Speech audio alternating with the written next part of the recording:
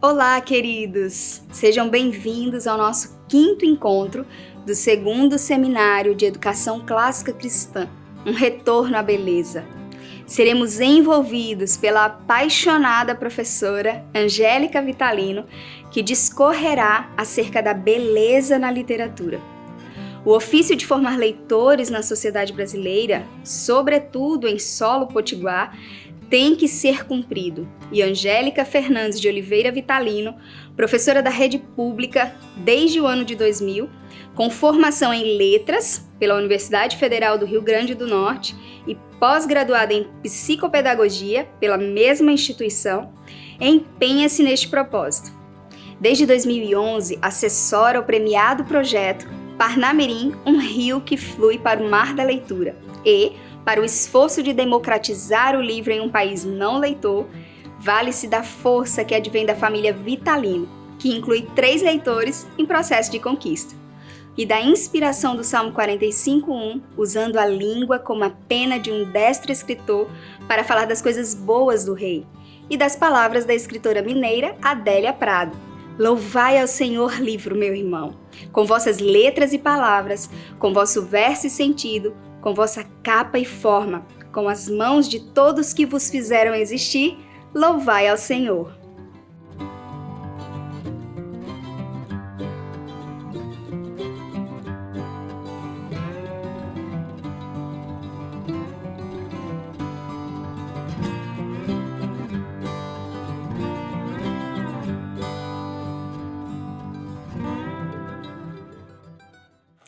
Olá, eu sou a professora Angélica Vitalino, eu já fui apresentada e antes de mais nada eu quero agradecer a Kairos aqui. Para mim é sempre uma oportunidade de conversar, dialogar com os leitores que estão aí, ou já formados ou em processo de consolidação. Esse tema para mim é um tema muito caro. Eu acredito ter sido comissionada pelo Verbo para fazer valer, para que os brasileiros lancem o olhar com mais zelo sobre o livro, a leitura, a literatura e a biblioteca. Espero que depois desse tempo você possa compreender e fazer valer junto com os seus próximos, a experiência estética de estar junto de um bom texto literário. Antes de mais nada, eu gostaria só de fazer um panorama histórico, um breve panorama histórico, e eu trouxe este livro, Retratos da Leitura no Brasil. Foi feito por um instituto muito sério, chamado Instituto Prolivro. A editora é Sextante, foi organizado por Zoara Faíla. Nós, enquanto projeto que eu represento, estamos aqui listados nesse livro, e ele faz uma das pesquisas mais completas sobre o comportamento leitor dos brasileiros. Então esses números eles são muito importantes para nós. E aqui numa carta escrita em 15 de agosto de 1876, por Machado de Assis, ele diz assim: publicou-se há dias o recenseamento do Império, do qual se colige que 70% de nossa população não sabe ler. Há só 30% dos residentes neste país que podem ler, desses, uns 9% não leem letra de mão. Então, mais de um século se passou e os números ainda são amargos. O Brasil traz essa mazela histórica de não valorizar a leitura e as pesquisas mostram que continuamos assim, com mais de 90% da população sem proficiência na leitura e, consequentemente, na escrita também. Só para a gente ter uma ideia, cada brasileiro lê 2,43 livros por ano. Isso é muito pouco, inclusive comparados com países de igual condição social do Brasil. 30% dos brasileiros sequer compraram um livro. Veja, a cada 10 brasileiros, 3 nunca compraram um livro. E 44% da população é considerada não leitora, ou seja, lê menos de 2 livros por ano. Então, exatamente nesta lacuna que nós tentamos inserir um projeto, e eu quero convidar você que nos assiste a também elaborar o seu projeto de leitura para que possa atingir as pessoas que estão perto de vocês. O que é belo de divulgar nessa pesquisa é que a Bíblia é o livro mais lido, e isso em toda e qualquer classe social. E que as maiores influenciadoras do hábito da leitura, eu nem gosto muito dessa palavra hábito, porque me lembra muito a escovação de dentes, é uma coisa muito automatizada.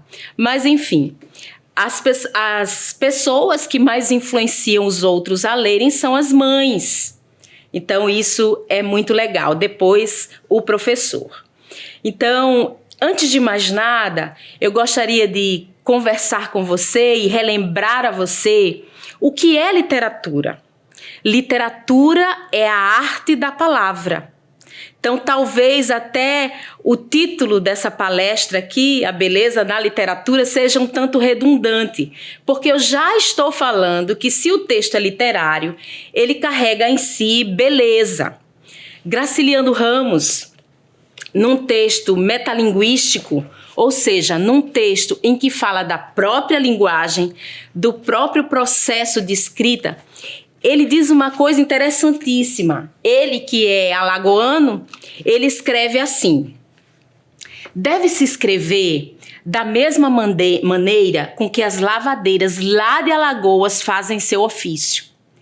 Elas começam com uma primeira lavada, molham a roupa suja na beira da lagoa do riacho, torcem o pano, molham-no novamente, voltam a torcer. Colocam o anil, ensaboam e torcem mais uma vez, uma ou duas vezes. Depois enxágua, dão mais uma molhada, agora jogando água com a mão. Batem o pano na laje ou na pedra limpa e dão mais uma torcida e mais outra, torcem até não pingar do pano uma só gota. Somente depois de feito tudo isso é que elas dependuram a roupa lavada na corda para secar. Pois quem se mete a escrever devia fazer a mesma coisa. A palavra não foi feita para enfeitar, brilhar como ouro falso. A palavra foi feita para dizer. Graciliano diz isso em 1962, na sua obra Linhas Tortas. Então veja que desafio é este que o escritor tem. Fazer todo esse processo de lavar as palavras, de forma que quando o livro chega às mãos do leitor, ele se encanta. É esse o brilho, a beleza que o texto literário tem. Existem os livros didáticos, são aqueles que têm essas amarras com o ensino. É o livro de língua portuguesa, o livro de matemática, de artes, ciências. Nós temos os livros paradidáticos, que são aqueles livros que andam junto com o didatismo e eles às vezes contam uma história e usam aquela história para falar sobre o meio ambiente, sobre o sistema solar, etc, etc e etc. E tem o texto literário, este que Graciliano falou. Esse texto é para a gente ler e dizer assim: ai, que lindo! Então ele emociona, ele toca, ele traz indignação, a gente se identifica ou não. Esse é o texto literário. Então, as narrativas literárias, elas trazem o que existe de mais humano nas pessoas. Como elas se organizam em sociedade, como elas amam, como sofrem, como resolvem suas questões internas, enfim. E aí, quando uma criança ou uma adolescente lê um texto de literatura, ele se identifica, se aproxima ou não. Esse texto, ele não é óbvio, ele não é linear, ele tem ritmo, ele tem sonoridade. Então, quando a gente vê, por exemplo, o texto de Manuel Bandeira, café com pão, café com pão, café com pão, de alguma forma a criança já se transporta, Já imagina o maquinista, já entra nesse trem por causa do ritmo das palavras. Enfim, assim também como o texto de Vinícius de Moraes, quando fala sobre o relógio passa-tempo, tic-tac. Então, esse é um texto literário. Não deve haver muitas explicações, muitas adjetivações. É um texto limpo, a gente pode chamar assim, sem grandes repetições, mas ele traz o quê? Ele traz as metáforas, ele fala sobre o tempo, ele fala sobre as questões pessoais de cada um, ele traz surpresa, traz encantamento a cada virada de páginas. É assim que se comporta um texto literário. Ricardo Azevedo, quando fala na sua obra Livros para Crianças e Literatura Infantil, Convergências e Dissonâncias, ele diz assim: a literatura, por exemplo, em termos é uma arte, em oposição à ciência, feita de palavras, utiliza sempre o recurso da ficção, senão seria uma reportagem. Em princípio, não tem utilidade fora buscar o belo, o prazer, o lúdico, o poético. Tem, então, motivação estética. Não é, portanto, utilitária. Então, em algum sentido, ela é inútil. A literatura costuma tratar de assuntos subjetivos por princípio, sobre os quais não tem cabimento da aula. A paixão, a morte, a amizade, a alegria, os afetos, as perdas, o desconhecido, a busca da felicidade, a astúcia, os sonhos, etc. Então é desta matéria que se ocupa a literatura. Eu trouxe um exemplo de uma escritora potiguar chamada Paula Belmino. Ela escreveu esse livro com ilustrações belíssimas, intitulado A Menina que Sabe Chover, da editora Inverso. E num dos versos, o tema é todo este, ela diz assim: quem dera agora uma nuvenzinha virasse sereno, chuva bem fininha molhar o sertão. A gota caída no solo rachado seria uma flor, um vestido bordado, a flor da xanana no intenso verão, a brisa amiga levando para longe a seca doída do pobre sertão. Eu leio e me arrepio com um texto desse. Por quê? Porque a criança que é do Nordeste, ela se alegra, ela guarda essa esperança da fartura. E a criança que não o é, fica a conhecer esta realidade. Veja que a autora não precisou dar uma aula sobre como é o sertão, mas ambas, a criança nordestina e a que não é, conseguem entender como é imprescindível a água para que haja a germinação. Para fazer com que o nosso leitor aprecie a beleza da palavra, da arte da palavra, nós sugerimos que você faça um investimento em 4 eixos. O primeiro deles é o acervo. Este acervo precisa ser adequado à faixa etária e para que a gente saiba escolher este acervo, os responsáveis por este leitor que está se consolidando ainda, precisa ser de fato um leitor competente. A cada 10 livros, às vezes, a gente escolhe um único. Então, é preciso que eu me forme enquanto leitor. Mas não apenas o acervo, o ambiente, o lugar onde acontece a leitura, este espaço de leitura, esta biblioteca, e eu desafio a você a construir biblioteca na sua casa, pouco a pouco, livro a livro sendo adquirido, aqueles livros importantes, aqueles livros que são textos que você de vez em quando volta lá, compre estes livros. O brasileiro ainda acha caro fazer essa aquisição, mas porque ainda não é um valor para ele. Então, este ambiente que vai abrigar este acervo, ele precisa ser devidamente iluminado, ele precisa ter uma boa ventilação. As estantes, elas têm que ser na altura da criança ou do adolescente, seja como for este leitor, de forma que esteja acessível a ele.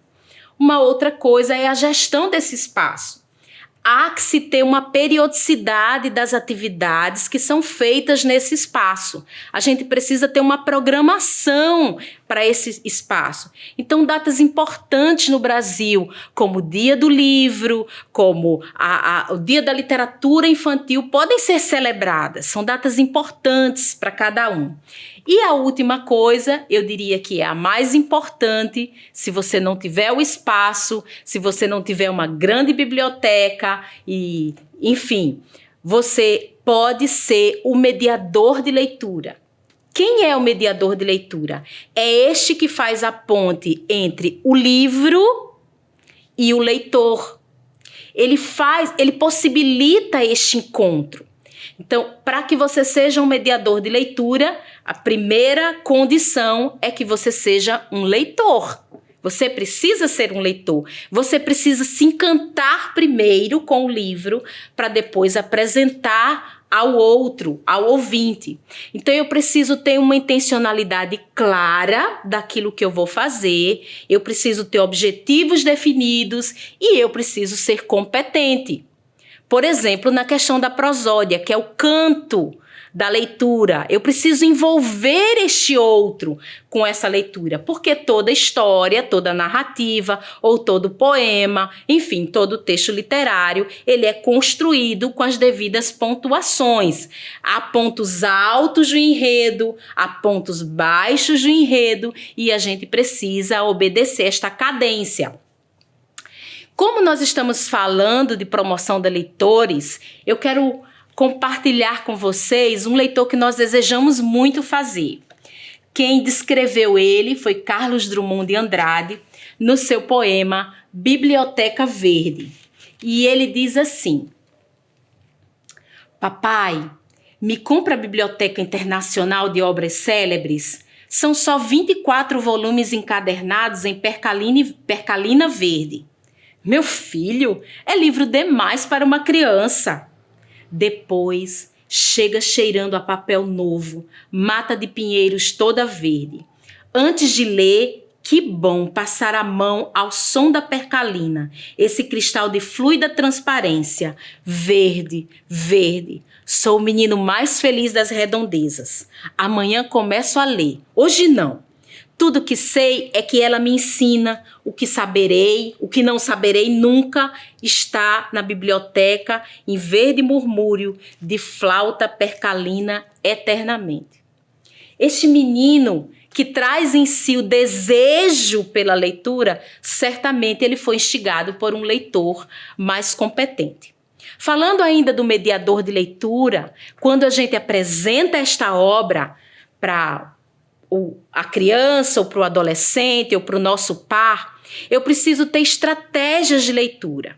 A primeira coisa, antes de se fazer a leitura, eu preciso mostrar a capa do livro, dizer quem foi o escritor, quem ilustrou essa obra, em que circunstâncias essa obra foi feita, quem é essa editora que lançou. São informações importantes. E eu vou, só pela capa, às vezes ver o que o menino pensa ou antevê, o que ele acha que vai acontecer nessa história.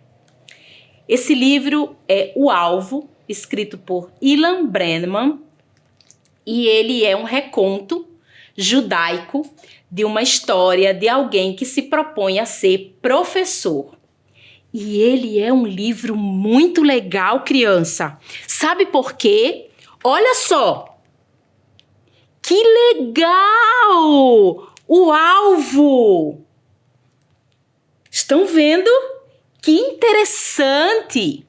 E então eu passo para a leitura da obra, com todos aqueles cuidados, com todo o zelo que um bom livro de literatura merece.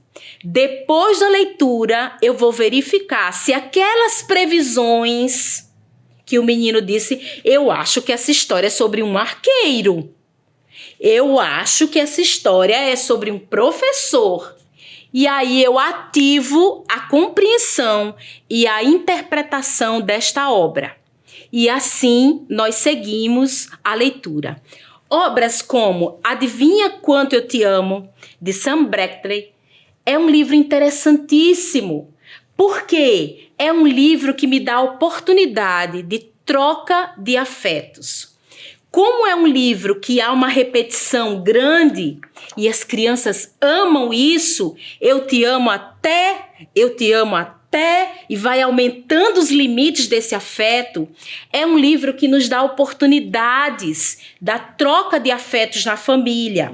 Essa mesma obra, e essa é uma coisa muito legal de fazer, a gente ter várias edições de um único título, essa mesma obra eu tenho aqui em pop-up.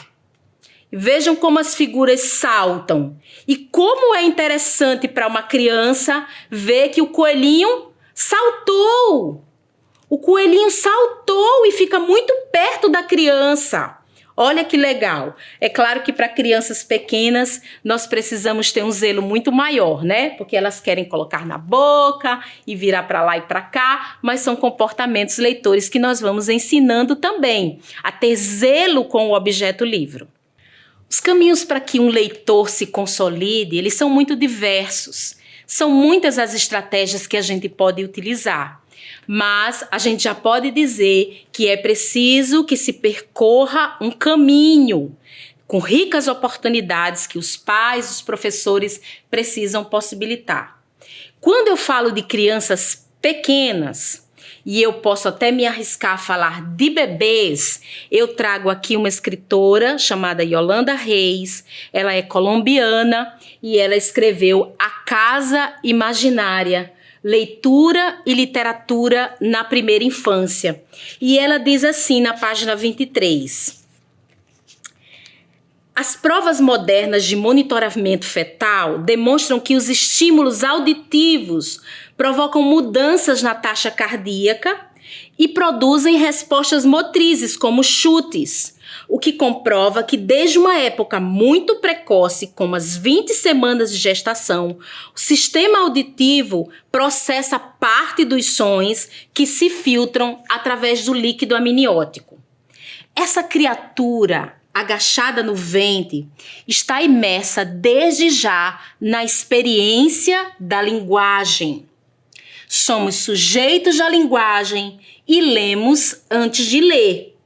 O bebê não entende a lógica das palavras que se desencadeia entre si, mas essa torrente verbal provoca nele uma espécie de encantamento e constitui seu texto originário de leitura. É claro que o bebê entende poucas coisas do que alguém lê para ele, mas ele lê a melodia da linguagem, as curvas de entonação, as pausas de acento, que são as particularidades da voz da mãe, e os sons que será a sua língua materna.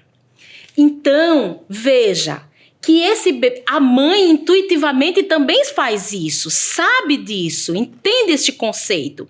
Mesmo que ela não conheça a teoria de Yolanda Reis, então ela pega o bebê, coloca ali e quando vai falar com o bebê já muda a entonação da voz. Ela diz assim, meu bebezinho quer o quê? O que quer falar para a mamãe? Então, ela sabe que aquele bebê quer mais do que a troca de fraldas, quer mais do que o suprimento das suas necessidades físicas imediatas. E ela envolve este bebê com uma linguagem de afeto. É o primeiro contato, ainda no útero, deste bebê com o texto de literatura. Isso eu falo para crianças pequenas. Quando nós pensamos em jovens e adolescentes, e isto é um desafio ainda maior, porque eles andam nesta geração hiperconectados, nós precisamos, então, fazer circular a beleza ante os olhos desse menino.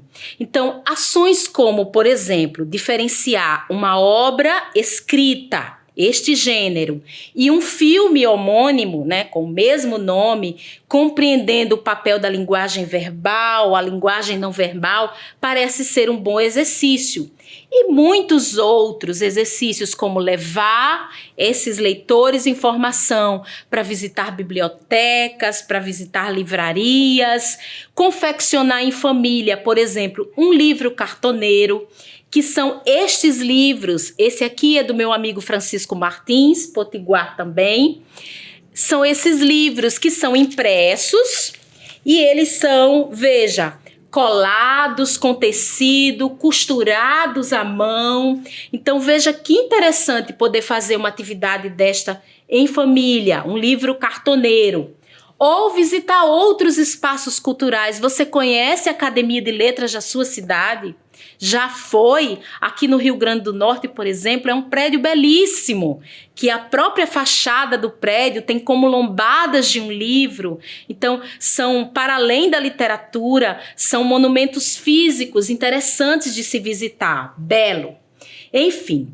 E agora eu queria passear sobre alguns gêneros, são poucos, né? A literatura é um mundo, é vasta demais, mas eu queria falar sobre alguns gêneros com vocês.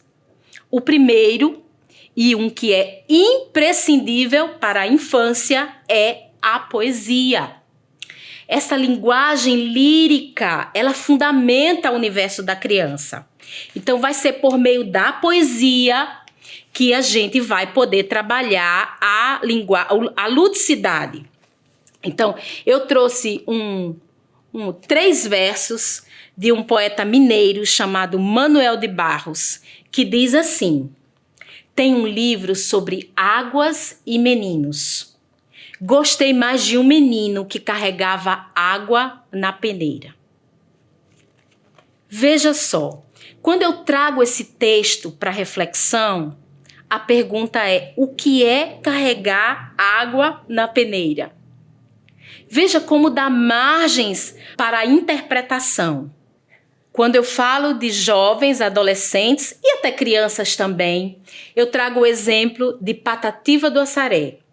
Este poeta nordestino que não teve oportunidades, perdeu um olho durante a infância ainda, não teve acesso à escola e vivia da agricultura de subsistência e escreveu sonetos da forma clássica. As universidades do mundo inteiro não compreendiam a mente deste homem que aprendeu tudo isso per si. Ele diz: quando canta o sabiá, sem nunca ter tido estudo, eu vejo que Deus está por cima daquilo tudo. Aquele pássaro amado no seu gorjeio sagrado, nunca uma nota falhou. Na sua canção amena, só canta o que Deus ordena, só diz o que ele mandou.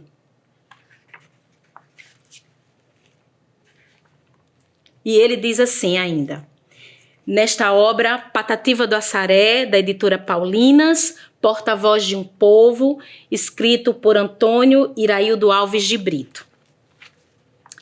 Eu nasci aqui no mato, vivi sempre a trabalhar, nesse meu pobre recanto, eu não pude estudar. No verdor da minha idade, só tive a felicidade de dar um pequeno ensaio em 2 livros do escritor, o famoso professor Felisberto de Carvalho.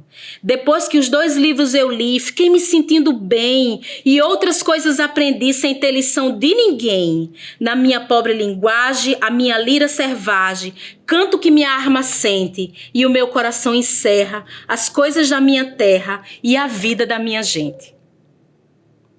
Belíssimo, não?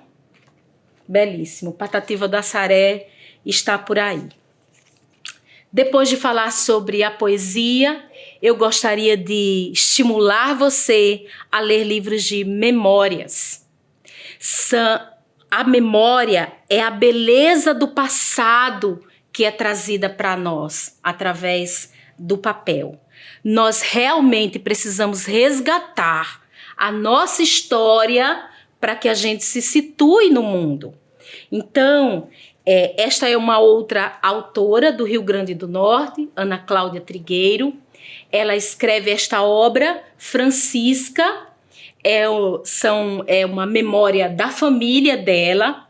E essa obra conta, ela é toda ambientada num lugar que é aqui de Natal, que é o Centro de Artesanato, que já foi um orfanato para crianças. Então é uma história belíssima onde vai se tecendo essa história. E um outro grande memorialista no Brasil é Bartolomeu Campos de Queiroz. Ele é mineiro, já falecido, mas nos deixou muitas obras e o seu passado registrado. Ele diz assim, são as memórias pessoais dele. Ele diz: meu avô me dizia que com as 26 letras do alfabeto eu podia escrever tudo o que eu pensava. Eu achava muita pouca letra para escrever tudo. Então, estava sempre pensando uma palavra que eu não desse conta de escrever. Meu exercício de infância era este: pensar uma palavra que eu não pudesse escrever. Até hoje, eu acho que é essa tentativa que eu faço na literatura. Saber que a palavra não me esgota. A palavra nunca escreve tudo o que a emoção sente. Eu pensava que ia ser caminhoneiro como meu pai. Gostava muito de caminhão. Ficava em cima das pernas dele, me assentava e ele me entregava o volante do caminhão. Eu sentia um fascínio enorme quando meu pai me levava para viajar. No entanto, a escola me deu muito medo, porque minha mãe dizia que eu tinha que estudar muito, mas muito mesmo, assistir às aulas, ser bom aluno, para nunca ser igual ao meu pai. Mas o que eu mais queria era ser igual a ele. Então, tinha um medo danado da escola roubar de mim a vontade de ser meu pai. Por isso, a escola foi um lugar meio perigoso para mim. Depois, eu mudei de cabeça. Esse texto sempre me emociona um pouco e as memórias eu acredito que emocionam a qualquer um, porque é a história do outro, que de alguma forma se confunde ou não com a história do leitor. Exatamente essa beleza que reside na literatura. É quando há essa identificação, quase que uma simbiose, né, do leitor com o livro. E eu não posso deixar de falar sobre os clássicos da literatura. Essa obra indispensável para quem deseja fazer leitores, um grande escritor universal, Ítalo Calvino. Ele fala, o título é Por que ler os clássicos? E ele já diz logo no primeiro capítulo, um clássico é um livro que nunca terminou de dizer aquilo que tinha para dizer. Então os clássicos, eles são universais, eles são atemporais. Os nossos avós contaram essas histórias para nós, para os nossos pais deixaram esse legado para a gente. São histórias que rebuscam o nosso vocabulário, que trabalham com relação à escrita e contribuem para a nossa reflexão, para o pensamento, para o ato de filosofar sobre uma obra. Um outro tipo de livros que nós não usamos muito, há razões históricas por trás disso, a gente sempre acha que a palavra tem mais peso que a imagem, são os livros de imagem, né? Esses livros aqui, esse aqui é o meu preferido, do escritor brasileiro Roger Mello, pela editora Global, A Flor do Lado de Lá. E é um livro que não tem palavras. Então você pode pensar, é um livro para crianças pequenas. Não necessariamente. Esse não é um exercício muito fácil de se fazer. Por quê? Porque é preciso que a gente leia o que não está claro ali. Então, é um exercício muito legal para fazer, até porque ele é muito plural nas suas interpretações. Eu acho isso. Eu não acho isso não. E isso é muito legal na literatura também. É a beleza sem palavras. Nós temos também aqui, no Rio Grande do Norte, um escritor chamado Ivan Cabral, e ele trabalha com charges e cartoons. Também é uma coisa deliciosa para se fazer. Por quê? Porque também ele nos dá múltiplas interpretações. E o último exemplo do livro de imagens, este eu amo, Flores que Encantam o Brasil foi escrito pelo presidente da Academia Norte-Rio-Grandense de Letras, Diógenes da Cunha Lima, e sua filha, que é fotógrafa, a Leila Cunha Lima. E é um livro com fotografias, eu acho que vai dar para ver, com fotografias de flores e poemas em tercetos. Olha que lindo! Muito, muito bonito. Já pensei até em rasgar as páginas e colocar num quadro algumas dessas, mas seria uma ofensa. E um dos tercetos diz: esta flor sempre se irmana, no ímã de Natal manhã, louvada seja Xanana. E traz aqui a flor símbolo de Natal, que é a Xanana. Se você que nos assiste não está no Rio Grande do Norte e nos visitar, você vai ver que essa flor, nosso Deus maravilhoso, faz brotar em todo pedaço de cimento. E às vezes ela está ali num dia e no outro dia ela já foi. E já está a nascer em outro lugar. Então essa beleza, né, em tons de multitons de amarelo, ela está aqui à disposição para os norte-rio-grandenses, para os potiguares. Você deve estar percebendo que nessa minha fala eu não tenho usado as ilustrações do texto bíblico. A Bíblia contém literatura, mas eu acredito que nessa série de palestras que você está assistindo, a Bíblia foi por demais contemplada. Então eu estou, ainda que seja cristã, e esse é o meu fundamento, eu estou pegando um outro caminho para apresentar a você outras opções de literatura. Gostaria de falar sobre os contos de fadas. São as belezas que têm uma estrutura fixa. Então, esse tipo de livro, ele sempre tem o mesmo caminho. Então, o que acontece? Primeiro se instala um problema ligado à realidade. Então, por exemplo, uma carência profunda de João e Maria, que foi até a floresta, largado por seus pais. Refletia um problema comum na Idade Média, né? Os pais tinham muitos filhos e, infelizmente, os abandonavam para não vê-los morrer de fome.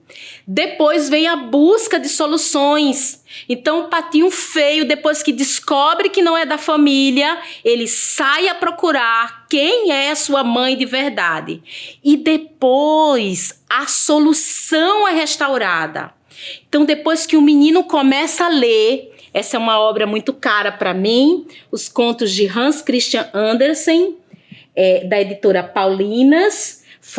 O prefácio é feita por uma crítica de literatura chamada Nelly Novaes Coelho, brasileira, e foi traduzido por Silvia Duarte. Então, o menino começa, era uma vez, vem um problema terrível que traz uma figura fantástica, ou uma bruxa, ou um anão, ou um gigante, uma figura que é longe do universo dele, mas depois ele fecha o livro e diz: e foram felizes para sempre. Então, a história sempre se fecha assim e traz esperança para o coração da criança. É claro que eu tenho que falar da literatura fantástica, não vou me ater muito. Eu gostaria de percorrer com vocês, como eu já disse, caminhos que não são facilmente percorridos, né? Mas Nárnia está aí à nossa disposição, esse mundo fantástico criado pelo escritor irlandês C.S. Lewis, que traz também essas figuras mitológicas, né, sobre lugares fantásticos que a gente entra num guarda-roupa, enfim, e nos faz lembrar que esta fantasia, ela é imprescindível à infância e pode remeter a verdades eternas. Então, ler para as pessoas que estão à sua volta é uma atividade que você vai levar para toda a vida. Se você que está aí nos assistindo tentar lembrar das suas memórias de leitura, sempre vai ser de alguém que investiu com afeto em você. Então foi uma avó que leu e a gente traz essas memórias com muito afeto, enfim. Ana Maria Machado diz: aquela pessoa que lia para mim só podia gostar muito da gente. Então, essa leitura compartilhada com o outro pressupõe que o outro está a escutar. E essa troca de ler e escutar, esse encontro do outro, né? Uma tríade, né? É o livro, o mediador e o leitor que se faz. Então, eu represento um projeto chamado Rio de Leitura, que acontece aqui na nossa cidade, em Parnamirim. Esse projeto ele ganhou 6 prêmios nacionais como o melhor projeto do Brasil. E isso não é sobre mim, por isso eu falo com naturalidade, né? Nós temos uma equipe de cristãos envolvidos nisso, né? E não é um esforço pequeno, é um esforço hercúleo de fazer, democratizar, circular este livro. E muitos dos livros que eu falei para vocês, muitas ou todas as atividades que eu compartilhei aqui com você foram vivenciadas. A gente viu que dá certo, é possível fazer. Porque a leitura ainda é uma das preocupações dos grandes gestores educacionais. Como eu disse no início, os nossos índices são terríveis da educação brasileira. E já concluindo minha fala, eu quero trazer uma citação de Rubem Alves. Ele diz assim: as coisas que vejo são como o beijo do príncipe. Elas vão acordando os poemas que aprendi de cor. Penso que o meu mundo seria muito pobre se em mim não houvessem os livros que li e amei. Pois se não sabem, as coisas amadas são guardadas na memória poética. As coisas amadas são guardadas na memória poética, este lugar de beleza. Aquilo que a memória ama fica eterno, disse minha amiga querida Adélia Prado. Adélia Prado é uma das minhas escritoras preferidas. Eu ainda tenho sonho de ir até Divinópolis para conhecê-la, para abraçá-la, essa escritora que fala tanto ao meu coração. E ela traz uns versos que, na verdade, são versos inspirados em outros, que é o lema do projeto que eu represento aqui, Parnamirim, um rio que flui para o mar da leitura. Os versos de Adélia Prado diz: louvai ao Senhor, livro, meu irmão, com vossas letras e versos, com vossa capa e formato, com as mãos de todos os que vos fizeram existir, louvai ao Senhor. Mas, para além de representar o projeto Rio de Leitura, eu represento o povo do livro, como nós já fomos assim chamados. Então, este povo do livro é o povo que sabe lançar as sementes, mas sabe aguardar o tempo da estação. Sabe esperar o ciclo da semente. A gente começa lendo para crianças pequenas inquietas, né? Muito inquietas. Depois a gente ganha o espaço da escuta até a gente chegar no leitor consolidado que sabe apreciar a beleza. Eu digo, apreciar o belo é algo que se ensina. A gente precisa saber se portar ante um quadro, treinar o olhar, aguardar, deitar o olhar sobre aquilo, contemplar algo que é belo. A gente precisa treinar as nossas crianças, os nossos adolescentes para esse exercício. Eu quero convidar, eu espero ter desafiado você a fazer esse exercício e que você então se sinta motivado, primeiro a se consolidar como leitor. Ver aqui quais das obras você se identificou e seguir por elas. E depois dar de beber a outros. Como eu disse, o cristianismo é o meu fundamento e eu quero concluir este tempo aqui com vocês com o Salmo 45, o verso 1, quando ali o salmista diz: a minha língua é como a pena de um destro escritor. Deus abençoe vocês.